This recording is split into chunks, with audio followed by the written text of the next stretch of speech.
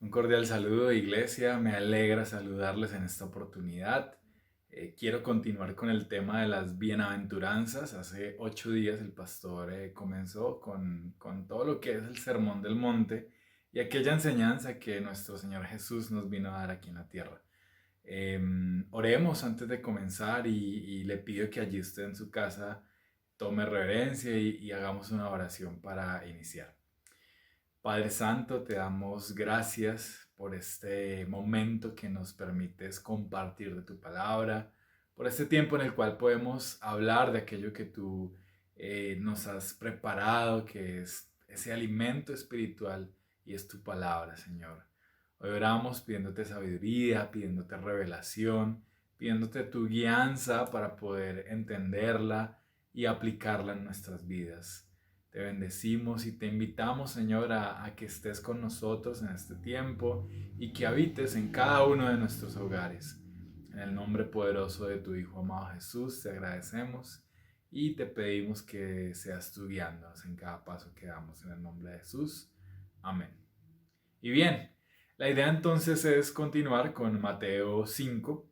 En esta ocasión vamos a ver los versículos 4 y 5. Dice el versículo 4: bienaventurados los que lloran, pues ellos serán consolados. Y el versículo 5: bienaventurados los humildes, pues ellos heredarán la tierra. Hace 8 días se había hablado de la primera bienaventuranza, que era acerca de los pobres en espíritu. Y si vemos el texto y analizamos un poquito, vemos que cada bienaventuranza que sigue va siendo consecuencia de la anterior. Si yo soy pobre en espíritu, es decir, si reconozco que necesito de Dios, pues puedo llorar, puedo ser manso, y la siguiente bienaventuranza, puedo ser humilde y tener hambre y sed de justicia, como lo expresa. Entonces, la bienaventuranza número 2, que sería bienaventurados los que lloran, implica una actitud de contrición, de reconocer que estoy lejos de Dios y que por eso lloro. Vamos a ver en la Biblia qué nos dice acerca del llorar, como qué personajes relevantes para nuestra prédica han llorado en la Biblia. E iniciemos con una pregunta: ¿será que nosotros como cristianos lloramos? Nosotros como cristianos, ¿cuándo fue la última vez que tuvimos llanto delante de la presencia de Dios? O cuando hemos visto en general a la gente si quiere llorar. Vemos que el mundo nos traza una diferencia, ¿no? Y es que llorar es símbolo de debilidad. Cuando alguien llora es porque es alguien que le pasó algo, que le está sucediendo algo, que es vulnerable y que es débil, ¿cierto? Y vemos que nadie quiere llorar porque nadie quiere ser débil. Tampoco nadie quiere sufrir y nadie quiere el dolor que también nos hace llorar. Entonces el mundo enseña diferentes eh, teorías, como por ejemplo la filosofía griega. Cuando los filósofos que plasmaron sus ideas, que casi que son el modelo actual de la sociedad occidental donde vivimos usted y yo, muchas de esas ideas se quedaron plasmadas y son las que hoy en día perseguimos. Por ejemplo, buscar nuestra felicidad, hacerle caso a nuestro corazón, tratar de ser felices. Y eso no es lo que enseña la Biblia, eso es filosofía griega. Entonces, ahí es donde viene algo que era el hedonismo. Y el hedonismo es una filosofía en donde se promueve la satisfacción personal como un fin superior y como el fundamento de la vida. También asocian el placer al bien, evitando el dolor. De hecho, el filósofo Epicurio afirmó que es bueno todo lo que produce placer. Entonces, miren la diferencia, ¿no? La Biblia, Dios, Jesús a través de la palabra nos está diciendo: bienaventurados los que lloran, y la filosofía nos está diciendo: es bueno todo lo que nos genere placer. Qué diferencia, ¿no? Y vemos que a Jesús le importa más nuestro gozo, nuestra paz, y al mundo simplemente le importa el momento, el instante, lo que nos genera un placer que casi siempre es pasajero. Entonces, ese pensamiento de placer y ese pensamiento de evitar llorar por debilidad se hace más que todo para evitar el dolor, para hacer como un analgésico y para sacarnos un momento de la realidad en la que estamos, pero resulta que eso no nos va a aliviar, no nos va a calmar el problema y todo lo que nos esté generando tristeza, lamento, dolor, va a seguir allí. Por eso es que vemos actualmente mucha gente adicta a sustancias que los sacan de la realidad o gente que no le gusta estar en su hogar o estar en determinado lugar que les genera dolor. Entonces, como sociedad moderna estamos programados es para huir y para salir corriendo de una situación que no nos genere felicidad. Entonces, veamos otra pregunta. ¿Por qué lloraría un creyente? Y establezcamos entonces cómo debe ver un creyente el pecado. Y es como Dios lo ve, como algo inmundo, algo sucio, algo vano, algo que no debe estar en nosotros. Es como rebelión, es injusticia, es maldad. Miremos Juan 11, versos 32 al 36. Y en este pasaje vamos a ver a Jesús llorar. Dice la palabra de Dios. María, cuando llegó a donde estaba Jesús, al verle, se postró a sus pies diciendo, Señor, si hubieses estado aquí, no habría muerto mi hermano. Jesús entonces, al verla llorando y a los judíos que la acompañaban también llorando, se estremeció en espíritu y se conmovió, y dijo, ¿dónde le pusisteis? Le dijeron, Señor, ven y ve. Y Jesús lloró. Dijeron entonces los judíos, mirad cómo le amaba. Entonces en este pasaje vemos que Jesús llega cuando ya Lázaro había muerto, lo recibe Marta y María, y ellas llorando le dicen, Jesús, pero si hubiera venido antes no hubiera pasado esta tragedia, lo hubieras podido sanar. Y Jesús llora, pero no digamos de dolor al ver a Lázaro muriendo, sino llora por ver su condición, porque recuerda en ese momento que la muerte humana es por causa del pecado, esa muerte que nos separa del Espíritu de Dios y que el estado humano es ese, que estamos podridos, ¿cierto? Que el pecado nos pone como estaba el cuerpo de Lázaro, muerto y hede.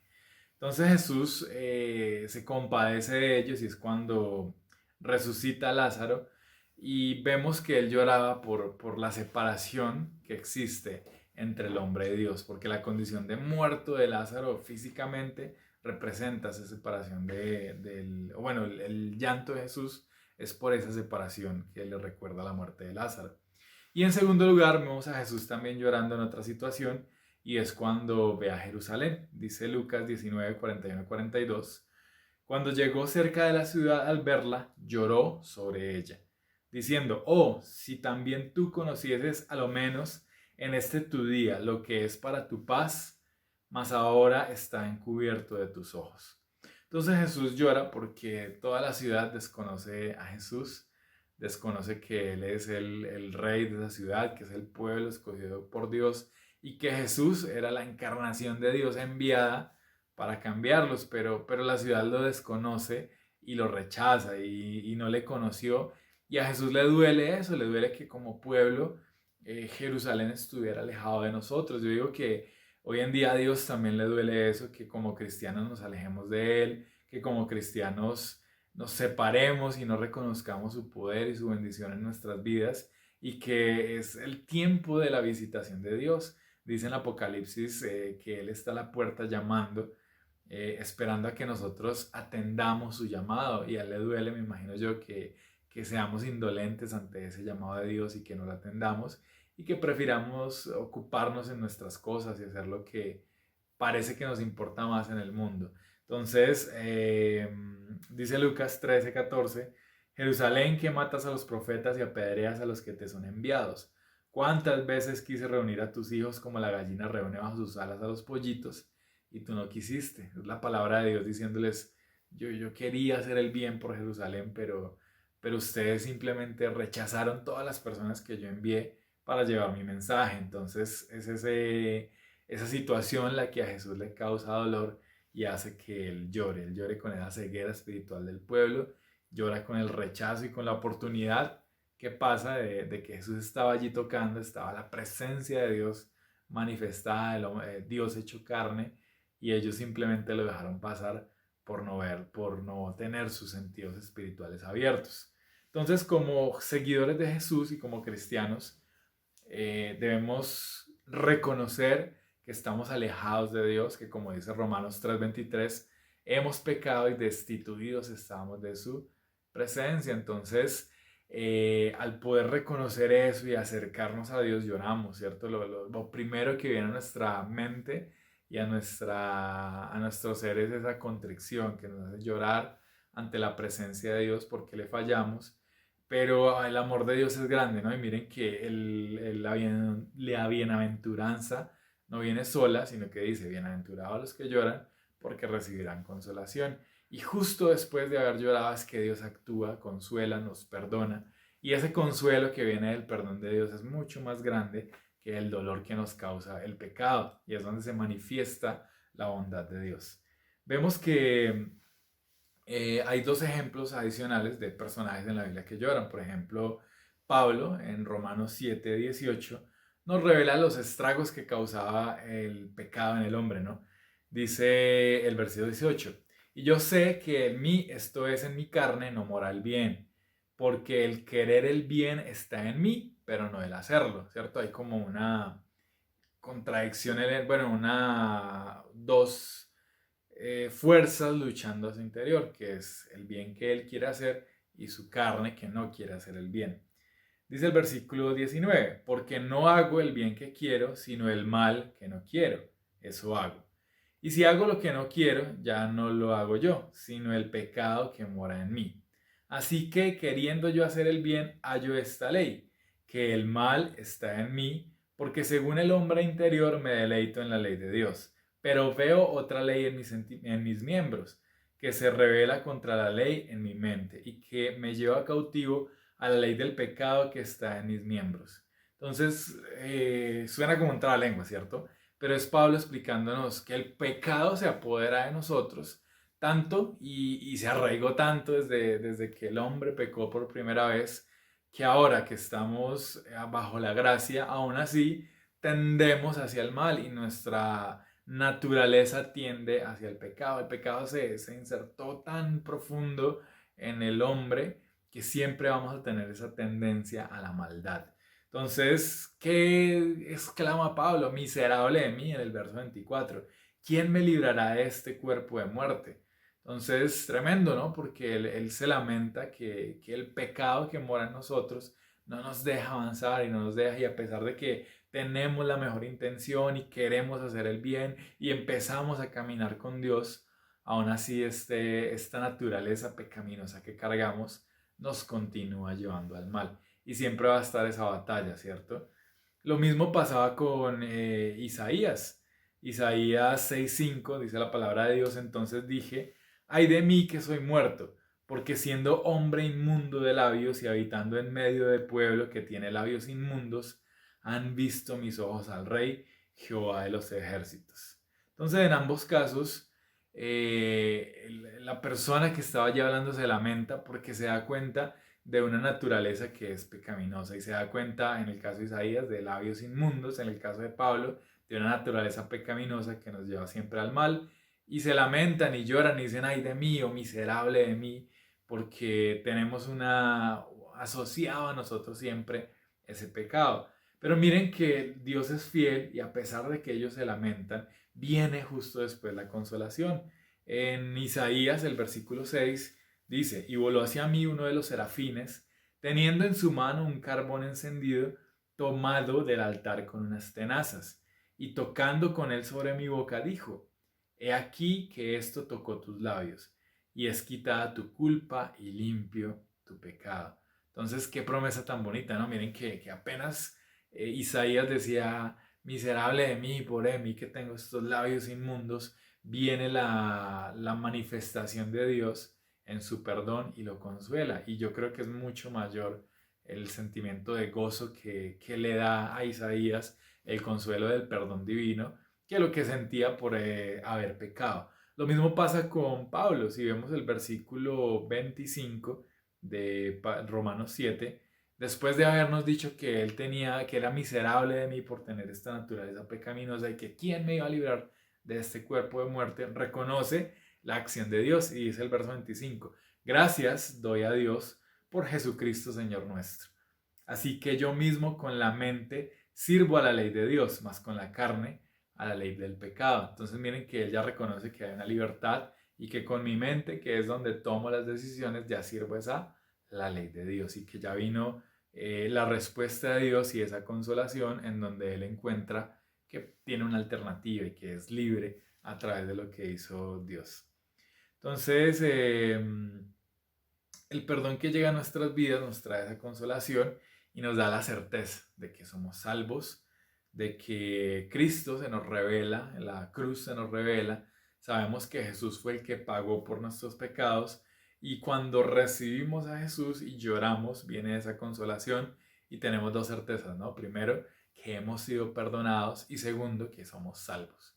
Entonces también este es un momento de invitación para que si tú de pronto tienes alguna duda, si eres salvo, si tienes alguna duda que Dios no te ha perdonado, pues te acerques a Dios, reconozcas que ha habido maldad en ti, que tienes una naturaleza pecaminosa, pero que también aceptes el perdón de Dios que Él nos está ofreciendo, ¿no? Recordemos ese versículo de Apocalipsis, Él está allí a la puerta esperando que nosotros abramos y Él es un Dios de misericordia, dio a su Hijo único allí en la cruz para que todos los que en Él creyéramos fuéramos salvos. Entonces, esta es la oportunidad perfecta para acercarnos a Dios, para llorar ante su presencia, pero para recibir ese consuelo de ser salvos y de tener esa certeza que estaremos después de esta vida aquí en la tierra, en una vida venidera, allí en el cielo eternamente, gozándonos junto a Él, que es mucho mejor que los placeres pasajeros que nos ofrece el mundo. Y bien, la siguiente bienaventuranza es, bienaventurados los mansos, porque ellos recibirán la tierra por heredad. La mansedumbre normalmente se asocia a un carácter débil, a gente que deja que le pasen por encima, a personas que no reaccionan ante diferentes eh, atropellos que reciben. Pero vamos a ver cómo es la mansedad y qué personajes fueron mansos en la Biblia. Ser manso no significa yo estar de acuerdo con alguien que hace algo malo. Ser manso no significa encubrir algo que están haciendo mal. Ser manso tampoco significa dejar que otros pasen por encima de mí por miedo o por imposición, sino que ser manso es una virtud que se trata mucho en la Biblia y que personajes como Abraham lo tuvieron. De nuevo, pues como en la bienaventuranza anterior, nadie en el mundo quiere ser manso. Así como nadie quería llorar, tampoco nadie quiere la mansedumbre porque se asocia como nada, como que el que es manso pues es como si no estuviera, como si no hubiera nadie allí, se puede pasar por encima de él. Entonces el mundo exalta todo lo contrario, ¿no? El que es soberbio, el que se exalta a sí mismo, el que es fuerte, el que glorifica pues sus obras por la violencia y por lo que él hace y por eso se burlan de los mansos, porque son personas a las cuales se pueden atropellar, ¿no?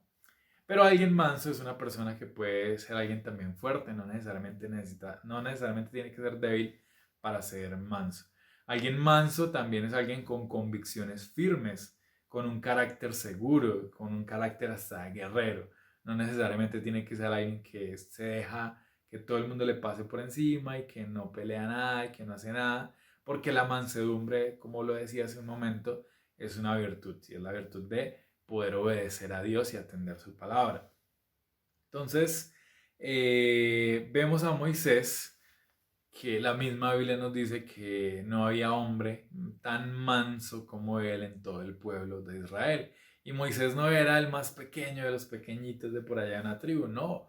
Moisés era el que estaba liderando la salida del pueblo de Israel hacia la tierra prometida. Entonces era el líder, era el que estaba en la posición de poder. Pero la Biblia miren que resalta que él era el más manso de todos los hombres de los hijos del pueblo de Israel. Entonces, ¿por qué resalta esto? Porque la mansedumbre no constituye debilidad, no constituye falta de convicciones. Por el contrario, la mansedumbre se da cuando yo tengo mis convicciones tan claras que puedo obedecer a Dios a pesar de sus designios que a veces pueden llegar a ser confusos. Y veamos lo que pasa en la historia de Moisés.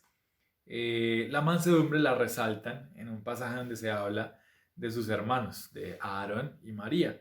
Resulta que María le dijo a Aarón, ve, porque Aarón se conseguiría una mujer de tal parte, mira, y murmuró contra Aarón. Entonces Dios, que defiende a los mansos, descendió con ira y se presentó en una nube. Entonces castigó a María con lepra por haber murmurado contra Moisés.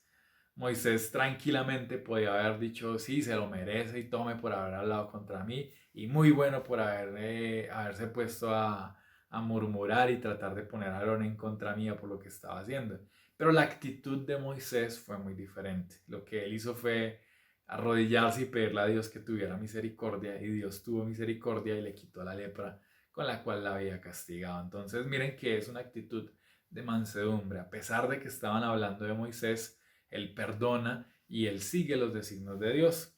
Lo mismo sucede, bueno, vemos Proverbios 13:13, dice la palabra de Dios: el que menosprecia el precepto perecerá por ello, mas el que teme el mandamiento será recompensado. Entonces vemos eso, ¿no? La persona que obedece a Dios, que teme el mandamiento, como decía Proverbios, pues recibe esa recompensa, y fue exaltado como el hombre más manso dentro del pueblo de Israel, y pues era el líder allí. Y bueno, de hecho fue el único hombre que ha podido ver la espalda de Dios y que ha visto a Dios, y el único que ha estado en contacto así con Dios, pues aparte de Jesús, que estuvo en un contacto tan íntimo con Dios que cuando bajaba del monte hacia el pueblo, su cara brillaba y la gente no podía sostenerle la mirada porque estaba impregnado de la fragancia de Dios. Entonces, ese era el resultado de la mansedumbre, esa era la recompensa, como dice Proverbios en este pasaje.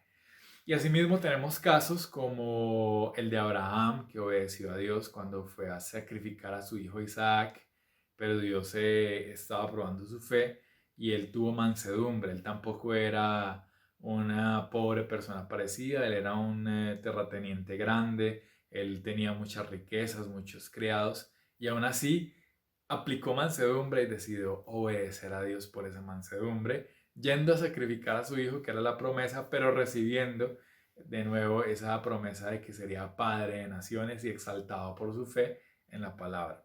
Lo mismo pasó con Josué. Bueno, ellos entraron a la tierra prometida como espías, llegaron y dieron un parte de victoria, creyeron, tuvieron esa mansedumbre de hacer caso a la palabra de Dios, y pudieron recibir la recompensa de tener esa tierra prometida. Lo mismo con Gedeón, lo mismo con David, personas que si bien no estaban en una posición de que podían atropellarlo, sino que al contrario, estaban en una posición de poder, y aún así decidían agradar a Dios, y es donde se manifestaba esa mansedumbre. Veamos en Efesios 4:2, dice la palabra: con toda humildad y mansedumbre, soportándoos con paciencia los unos a los otros en amor.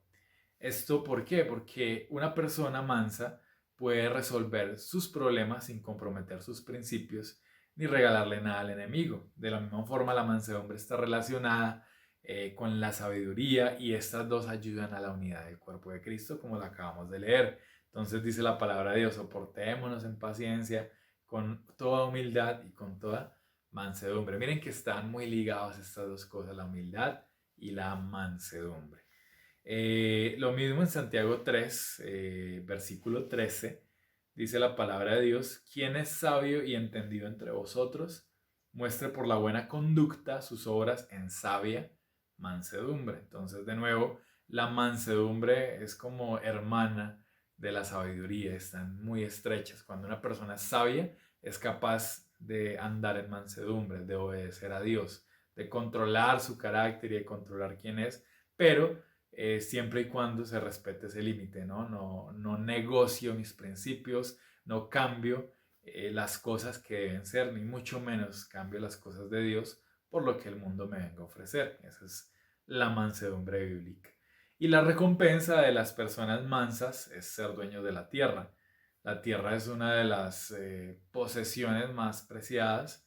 Creo que nunca o rara vez la tierra se ha visto devaluada, ¿cierto? Cuando alguien vende o compra un terreno, pues a lo largo del tiempo sigue subiendo de precio. Y de hecho, uno de los grandes detonantes de los mayores conflictos a nivel mundial ha sido la tenencia de la tierra. Y la tierra ha pertenecido pues al violento y al que se la gana y al que despoja a los demás y al que va y mata y saca a los que estaban en la tierra. Pero miren lo que dice la palabra de Dios: que bienaventurado el manso, porque de ellos será la tierra, ¿cierto? Entonces, es una promesa que nos da Dios y que nos dice que no es debido a la avaricia, no es debido al poder, no es debido al dinero, sino que es debido a Dios. Y que Dios es el que tiene la capacidad de colocarnos a nosotros, de darnos a nosotros esas tierras, esas heredades. Amén. Y no solamente aquí en la tierra, sino que, como lo decía Jesús, tenemos morada allí en el cielo junto con Él por obedecer sus principios, por andar en esa mansedumbre. Amén. Y bien, pues esos son el análisis que hago yo un poco cortico sobre estas dos bienaventuranzas. Hay mucho de qué hablar sobre esta temática que es bien interesante. Digamos que esa enseñanza de Jesús es muy profunda y podríamos hablar horas de esto. Pero bueno, vamos a dejar el tema hasta ahí.